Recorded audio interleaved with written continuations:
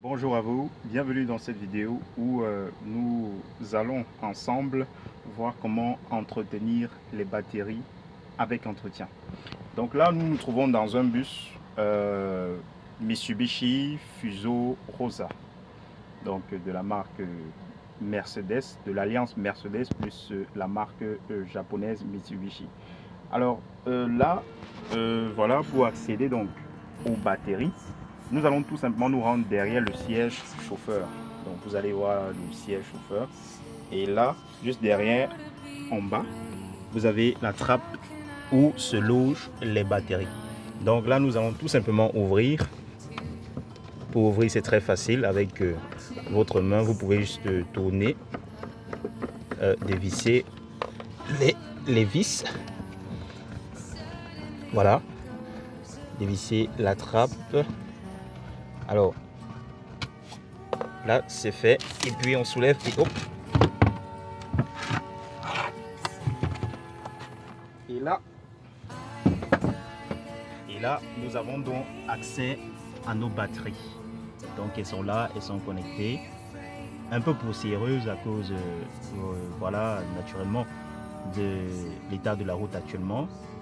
Donc, ce que nous allons faire ici, c'est donc, dans un premier temps, de nous rassurer que l'électrolyte est toujours au niveau. L'électrolyte contenu dans les batteries, dans chaque chambre, est toujours au niveau. Et ensuite, nous allons contrôler nos bornes de batterie. Puis, pour finir, nous allons tout simplement voilà, nettoyer cette poussière qui se trouve sur la coque de la batterie. Donc, voilà ce que nous allons faire pour aujourd'hui. Alors, allons-y. Donc, premièrement, là, vous avez les bouchons de chaque cellule. Ici, c'est une batterie qui a bien évidemment 6 cellules. Et chaque cellule délivre 2 volts parce que c'est une batterie de 12 volts. Donc, pour donc voir le niveau, j'ai 2 possibilités. On peut avoir ici, il y a là des indications sur le niveau, mais à cause de l'encombrement, ce que nous allons faire, c'est regarder directement en ouvrant les bouchons de remplissage. Donc, je vais tout simplement ouvrir d'abord la première chambre. C'est très simple.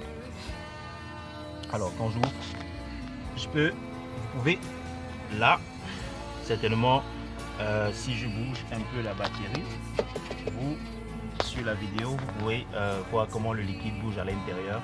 Mais moi, pour regarder, puisque j'ai plus de visibilité par rapport à vous, je peux voir tout simplement parce qu'il y a un indicateur qui est là, qui doit être immergé en fait dans l'électrolyte. S'il n'est pas immergé, ça veut dire tout simplement que l'électrolyte n'est pas au niveau. Et là, il va me falloir remplir avec de l'eau distillée et non avec de l'acide. Ça, c'est la précision que je voulais ajouter. Avec de l'eau distillée, pas de l'acide. Ok, donc voilà en gros ce que nous allons faire aujourd'hui. Donc là, la chambre, l'électrolyte est au niveau dans la chambre, dans la cellule, si vous voulez. Ok, nous passons au deuxième bouchon. Voilà, dans la deuxième cellule, voilà, l'électrolyte est également au niveau. Nous avons là l'indicateur qui est immergé dans l'électrolyte. C'est bon. Nous refermons la chambre. Nous passons à la chambre suivante. Nous passons bien évidemment à la chambre ou cellule suivante. Donc là, également, l'électrolyte, l'indicateur est toujours immergé dans l'électrolyte. Preuve que voilà, l'électrolyte est au niveau. On va continuer avec la prochaine chambre et ainsi de suite. Voilà. Même chose, l'électrolyte est au niveau. Ok, on referme. Et on passe à la suivante. Électrolyte au niveau. Voilà. Et enfin, la dernière cellule. Électrolyte au niveau. Ok. Donc là, nous avons terminé pour le contrôle du niveau d'électrolyte en ce qui concerne la première batterie. Vous voyez que c'est une série de 2 batteries, donc 2 batteries mises en série pour pouvoir délivrer une tension de 24 volts en sortie. Donc là, vous avez le pont de la batterie, le pont des 2 batteries en fait, le pont qui relie les 2 batteries, le voici.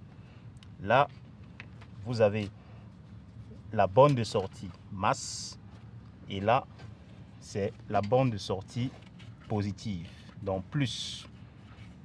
La borne de sortie négative et là la borne de sortie positive. Donc pour gagner en temps, nous pouvons directement contrôler également les bornes parce que généralement lorsque les bornes sont corrodées, vous allez voir un dépôt verdâtre ici ou blanchâtre qui indique voilà le sulfate de plomb qui s'est déposé à cause des gaz qui émergent, à cause des gaz qui se dégagent pendant les réactions chimiques qui se font à l'intérieur de la batterie. Donc là, nous avons nos bornes qui sont propres. Elles n'ont aucun dépôt verdâtre ni blanchâtre. Donc là, ça va. Pour précision, lorsqu'il y a des dépôts verdâtres ou blanchâtres sur des bornes de batterie, il faut toujours bien les nettoyer. Tout simplement parce que ces dépôts-là, lorsqu'elles persistent, elles sont cause de la dégradation des bornes sur le long terme. Et plus les bornes se dégradent, plus vous avez des répercussions sur le fonctionnement de la batterie parce qu'à un moment, la batterie ne va plus bien charger et ça va conduire à sa perte. Donc, elle va mourir en d'autres termes. Donc, voilà pourquoi il faut toujours s'assurer que les bornes de batterie soient propres pour avoir un bon contact au niveau des bornes. Ok. Nous pouvons donc passer à la batterie suivante. C'est le même procédé que nous allons faire et ensuite nettoyer donc la coque de batterie. Donc voilà en gros ce à quoi nous allons procéder durant tout cet entretien sur chacun des bus ici présents. Donc vous voyez, vous avez chacun des bus là. Nous allons procéder à cela sur chacun de ces bus. Donc voilà un peu. Je me nomme ingénieur Charles, à votre service. Ciao, ciao.